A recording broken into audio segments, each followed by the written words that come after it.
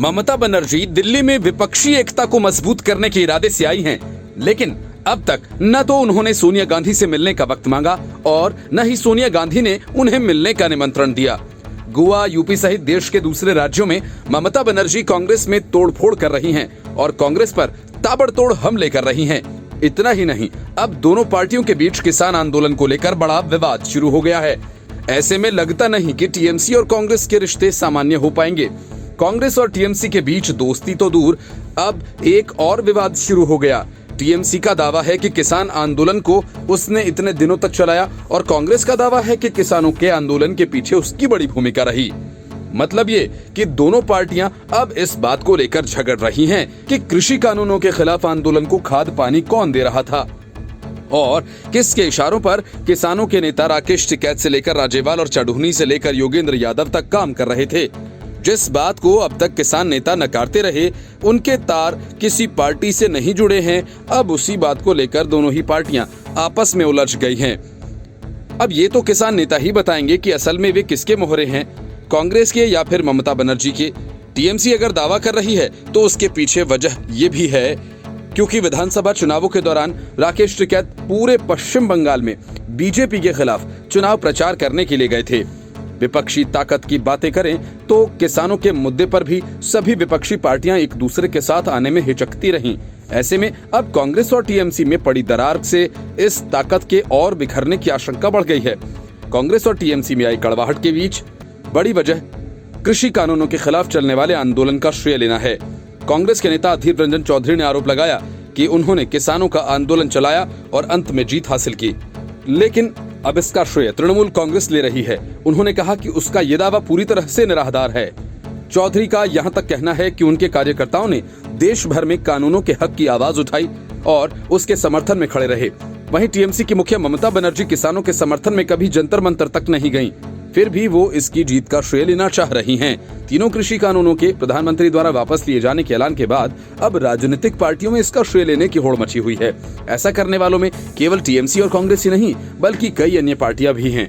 वहीं कृषि कानूनों के विरोध की आवाज बने संयुक्त किसान मोर्चा इस लड़ाई में किसी भी राजनीतिक दल की भूमिका को नकार रहे हैं।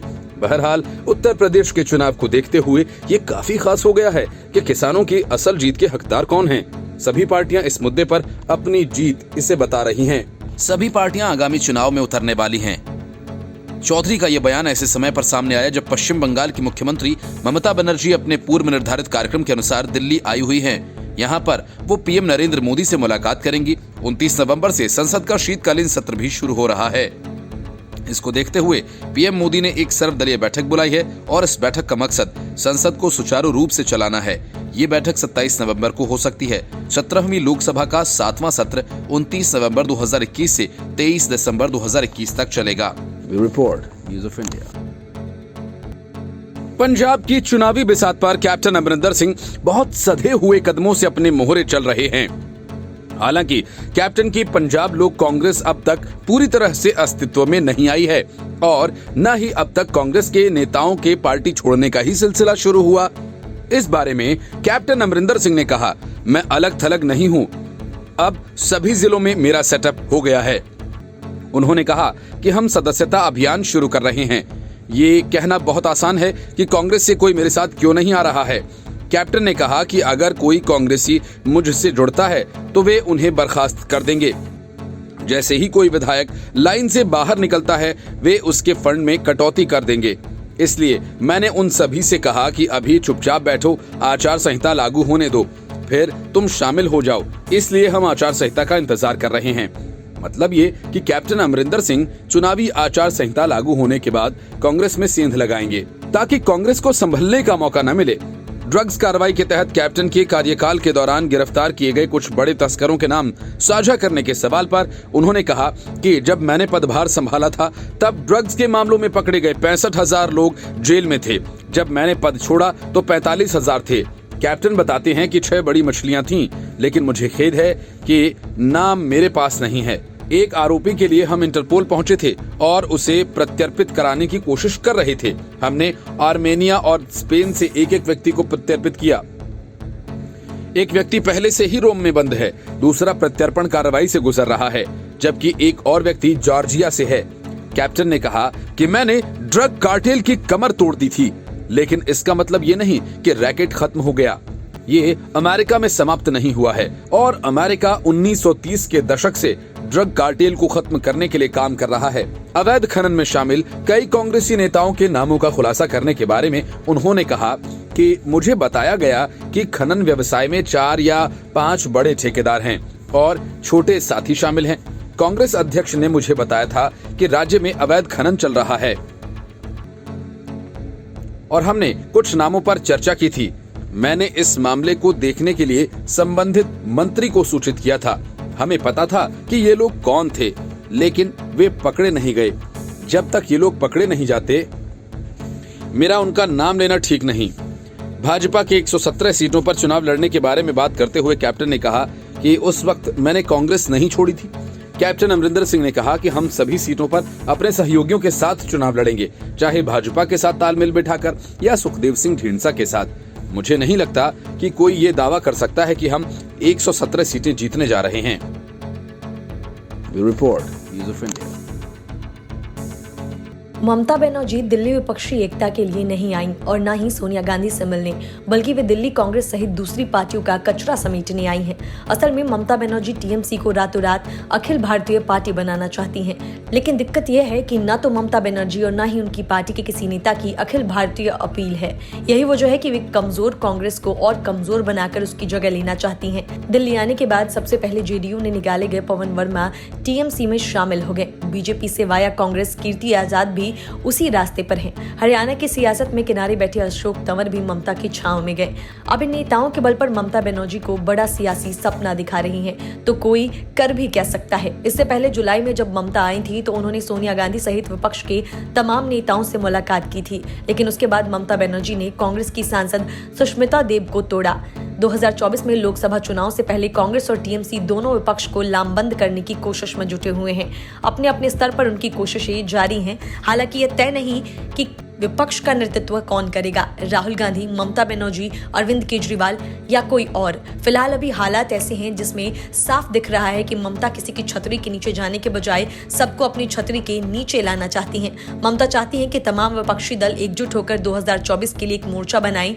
इनमें कांग्रेस, टीएमसी, एनसीपी, शिवसेना, एसपी, बीएसपी और आरजेडी जैसे तमाम विपक्षी दल एक साथ आए। हालांकि जमीन पर हालात अलग हैं। ममता बनर्जी सारे विपक्ष को अपने अंदाज में हाँकना चाहती हैं। सही वजह है कि शिवसेना नेता संजय राउत ने टीएमसी और आप जैसे दलों को खेल बिगाड़ करार दिया था। राउत ने विपक्ष के नेतृत्व के मुद्दे पर खींचतान के बीच राहुल गांधी को ही इसके लिए एकमात्र विकल्प बताया था। इस समय शिवसेना महाराष्ट्र में कांग्रेस और एनसीपी के साथ सरकार चला रही है। राउत ने संकेत दिया था कि अगर टीएमसी और आप जैसे दल कांग्रेस गठबंधन का हिस्सा नहीं बने तो इसका फायदा भाजपा को होगा।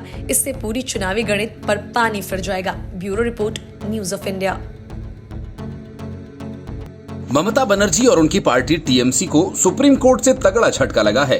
टीएमसी सुप्रीम कोर्ट इसलिए गई थी ताकि त्रिपुरा में होने वाले स्थानीय निकाय के चुनावों को रद्द कराया जा सके, लेकिन सुप्रीम कोर्ट ने ऐसा करने से साफ इनकार कर दिया। जस्टिस चंद्रचूड़ ने कहा कि वो त्रिपुरा के द्वारा दी गई जानकारी को रिकॉर्ड पर ले रहे हैं। कोर्ट ने टीएमसी के चुनाव टालने की मांग पर कहा कि ऐसा करने से गलत ट्रेंड बनेगा।